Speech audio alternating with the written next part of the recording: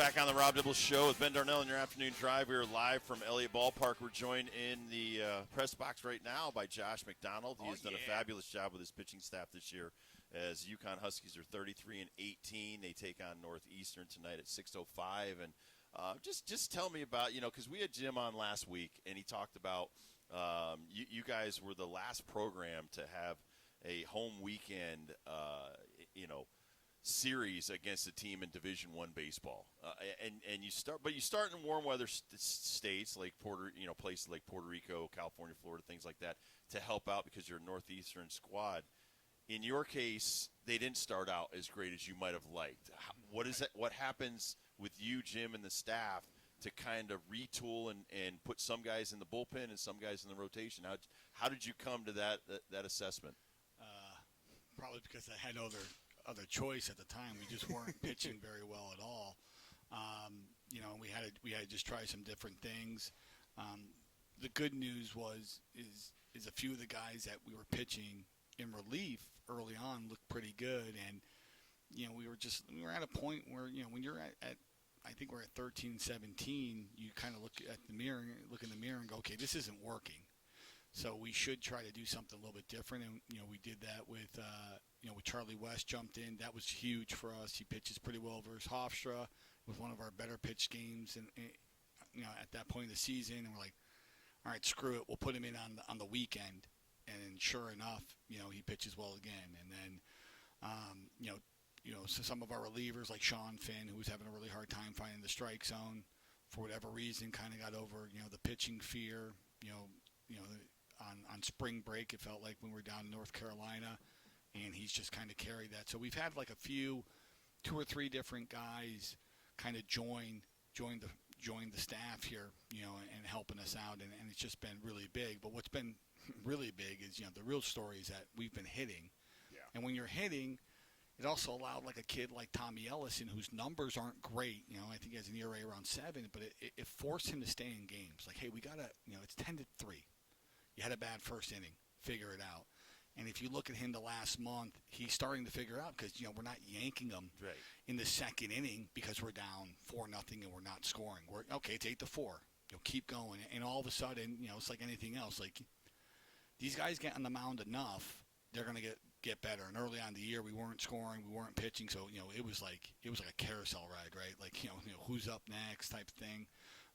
But yeah, I would say like the last month, because our offense has been so good, we've been able to really, okay, let's put this guy in. Let's see what this guy looks like for 2 innings. Let's see what this reliever looks like versus this lefty. And all of a sudden, roles are being established that when we're in a tight game like we were versus Villanova a couple weeks ago, we're okay. We're okay. It's not like, all right, who can just throw a ball over plate. It's much more, hey, this guy's been able to do this, this, and this, and they have some confidence. So another great thing that you have is Garbowski. I mean, your catcher that's been here forever can really handle your staff, and then you got a great young protege in Connor Lane. Yeah. How does that work with you as far as who's calling pitches, what kind of trust you have in these guys? How much rein, I guess, do you give these catchers when it comes to calling pitches and stuff like that, handling your staff? Yeah, Coach wants me to call the game. Ideally, if you can get somebody who can really start to figure it out, but Rob can probably test this too. These guys don't really call games from the age of 14 on, so we try to do it in the fall to see if they're pretty good at it. Sometimes they are, sometimes they aren't. But what's great is that Garbo's really good at giving me feedback on what the guy is doing, and Connor Lane, he's pretty special. We had a catcher a couple of years ago, Macdonald, got signed by the Red Sox. Yeah. He gives me similar vibes to him in terms of just really understanding some of the things that I want, understanding, he'll let me know, hey, I don't know how much more he's got, things like that. And for an 18 or 19-year-old kid to be able to start to see that, it's really good. I think next year or two, I'm going to be able to, really rely on him even more in terms of, just helping me out in terms of, what he thinks of, this guy or that guy. But both those guys have been really special to me, and I work well with both of them, and thank God, because we needed them. Talking to Josh Macdonald, the pitching coach at University of Connecticut. I coached out in L.A. on a similar field to this that had the type of turf mound and stuff like that. And I play a lot of AAU tournaments with 15, 16, 17. We're in 17U now, and it's similar. Does that help that a lot of these kids that you've coached in, say, the last 10 years have come through the AAU programs, have done a lot of tournament ball stuff like that. So when you're getting on different, one might be turf, one might be dirt, and things like that, that's not really freaking your pitching staff out that much? Yeah, it is weird. I would say when we show up with a dirt mound is when they're looking like, what the hell is this? What do I do with this? Yeah, and I'm like, there's a hole there. You're going to have to work around it. That is wild. It is. That is wild. But again, like if you think about summer ball circuit and if an AAU team's going to have a tournament and they get rain, and these guys can't play, they have to reimburse the team. So with a turf mound, nobody's getting reimbursed. Those lights are going on. They'll be playing at midnight. So none of these guys really pitch on dirt mounds, really, unless we go into like the pro parks. And they'll say, hey, it feels a little weird, things like that. I think the difference is with the mound. Sometimes you get a mound that's a little bit more hollow, and they say it bounces a little bit. Sometimes they say there's not enough sand on it, a little bit spongier. I mean, that's kind of the thing you get. But yeah, you don't.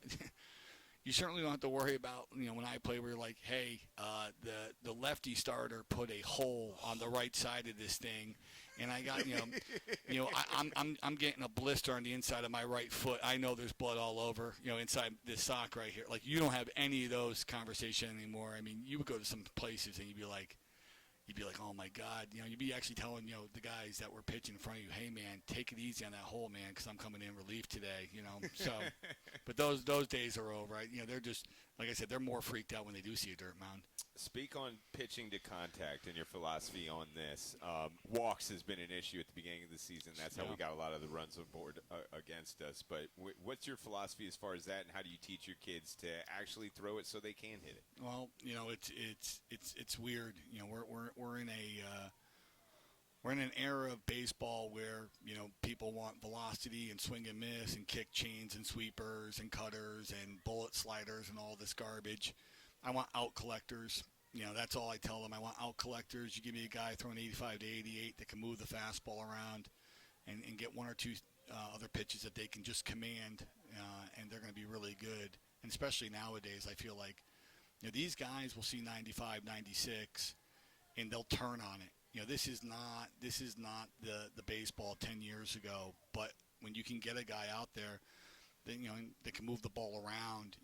They have a lot of trouble. The kid that is pitching for Northeastern, they did that when we went up there, and we just had a really hard. He wasn't walking us. We weren't making hard contact.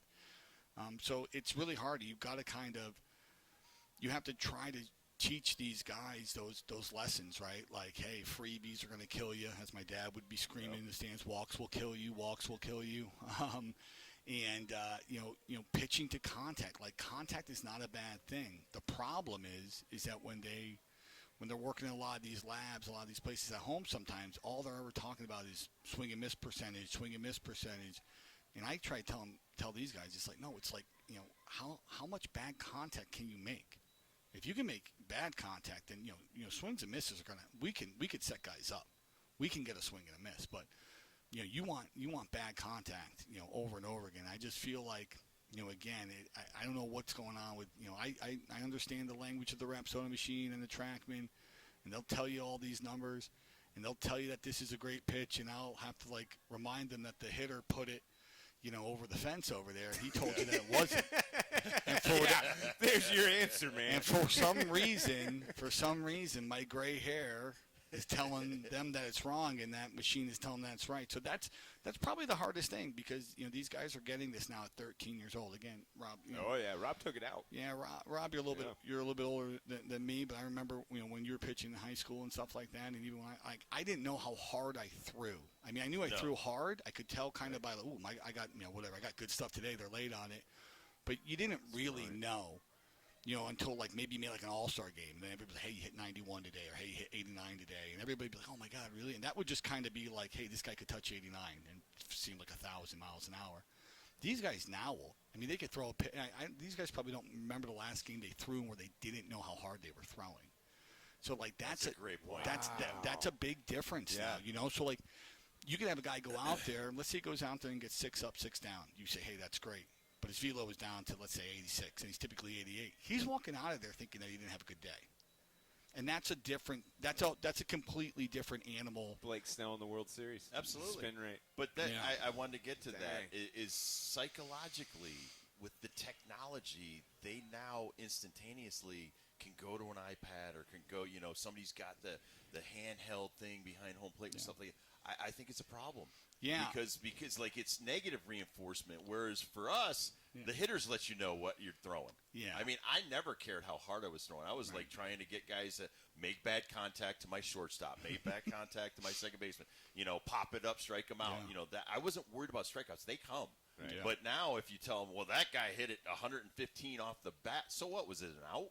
Yeah. Did you pop it? Did he pop it up to the infield? I don't care how hard it comes off the bat. Was it an out? And I love what you're saying.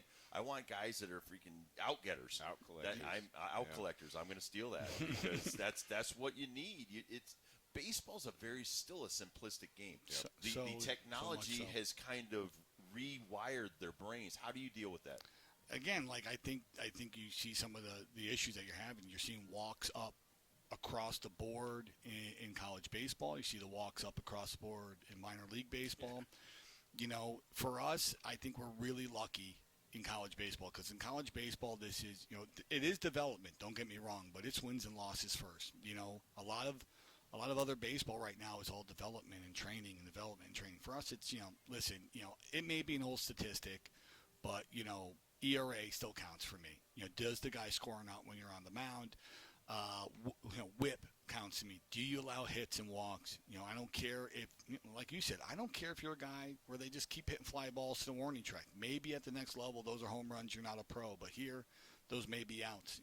So we have to kind of do both. We have to obviously we want them we want these guys to be pros. So we want them to obviously do the things that the pro guys want them to do, but. At the end of the day, if you're stepping on that field, same thing with batting average. I can't tell you how, about 10 years ago, you were going to these coaching conventions, you have guys be like, dude, batting average, that's not real. Yeah, it is. and you'd be sitting there and you're like, I don't know, man. I'm pretty sure every 300 hitter is pretty goddamn good, And you have about 8 or 9 of them on your team, so it's like. So we still think batting average is real. We still think on base percentage is real. Over whatever it is, average exit velocity and stuff like that. Obviously the guy that hits the ball hard most often probably is a pretty good hitter.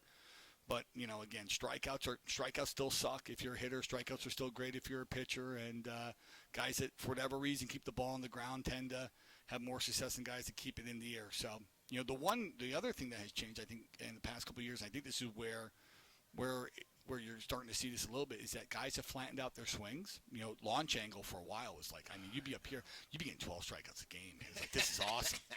And all of a sudden, they've been flattening them out, and what you're seeing are line drives now, because of the velocity these guys throw, leave the yard. So, what I think you're going to see here you guys will probably see it 2-3 years from now. Have me back on and say, hey, look at all these sinker ballers that the big leaguers are starting to get again, because I think that's going to be the next in vogue thing, like get the ball back on the ground. Talking to UConn pitching coach Josh Macdonald, we got a big game coming up midweek, or Northeastern UConn, 6:35 with the first pitch.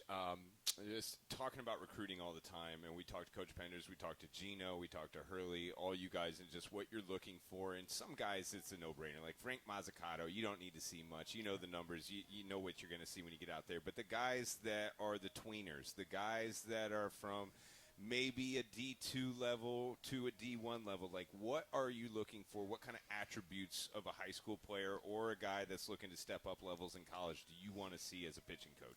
So the high school part is probably the one where I'm having the hardest problem with it, because a lot of these guys aren't throwing a lot of innings anymore. So like, if I'm going to go watch a guy, he's probably throwing only 2 or 3 innings, where, if you used to watch a kid, again, I'm going to date myself, about 10 years ago, you'd go watch a start, you'd get 6 innings of evaluation. Now you're getting 3 innings, wood bat, maybe 1-1 counts at times, depending on the event that you're going to. So it makes it a little bit more difficult. So you got to really kind of do some digging. The other thing too is that it's really difficult for somebody to be completely honest with you, right? So like if you see a pitcher and you say, "Hey man, this guy's a really good arm." "Oh man, he's great. He's a great worker. He's the hardest worker. He loves baseball." Like, I never get. He doesn't really like baseball. You know what I mean?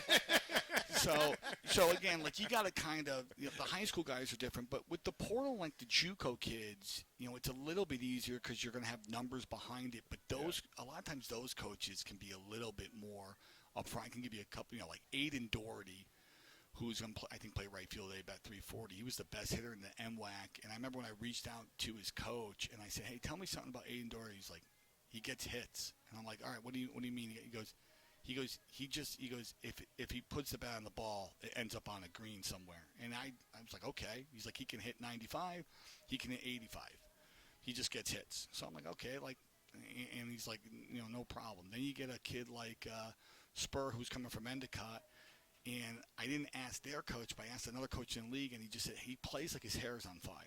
And you're like, okay, so now you got numbers, you got plays with his hair on fire. So there's certain things like that, that we want to hear too, because again, like we're not gonna, the kids that end up at Tennessee and they're making whatever the $100,000, and we're not getting that kid.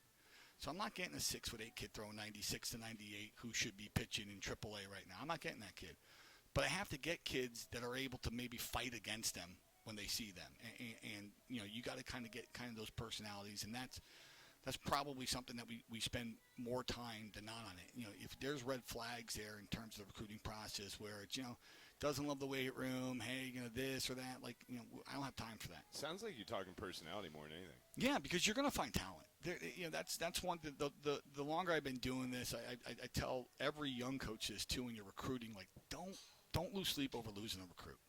There's so many good players out there now with the portal and the time that you can get to get them. Like, don't lose sleep over it. If he doesn't want to pick, he doesn't want to pick. You can find another one. Just make sure that when you do start to move in on these guys, these are the kind of guys you want to be around. Do you like guys reaching out to you? Yeah, I like guys reaching out to me for sure, but I'll also listen. If I'll be quite frank. I got a kid coming from an Arizona junior college this weekend, and I reached out to them. I'm like, hey, I saw some video. This guy told me about him, and he's like, yeah, we think he plays Gold Glove defense. He flies, and he goes, and he's always at the field. Okay. That's some good combinations. You know what I mean. So a lot of it is, with recruiting, you just have an open mind. But again, like in terms of personality, you want to be around these guys. You want guys again, like. You want to have the same kind of like-minded guys because, you need guys that can kind of push each other. They're not afraid of competition. They're not afraid of competition at practice, and, again, they need to go to school, but you want baseball to be really important to them because this is really hard. And what we asked them, like you said, we're on the road the first 8 weekends of the year. That's really hard, man. That's really hard to do, So you want to hope that you're hitting those marks. You've done an amazing job. Yeah. You and Jim, the whole Thanks. coaching staff, you guys are amazing. Thanks for a few minutes. Thanks a lot, guys. We appreciate it, Josh. it. Good luck tonight. Thanks, sir. Josh Macdonald, everybody, pitching coach of UConn and one of their top recruiters, man. We'll talk some more baseball in a little bit. Daily Pickle, Andy Serling is yet to come, talking about the Preakness. Awesome. And we'll also have David Benedict on in the 5 o'clock hour. First Tips question of the day is next.